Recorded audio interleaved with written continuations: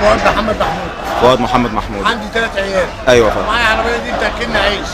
يوم جمعه الغضب يوم 28 ولعت سيادتك، ورحت عملت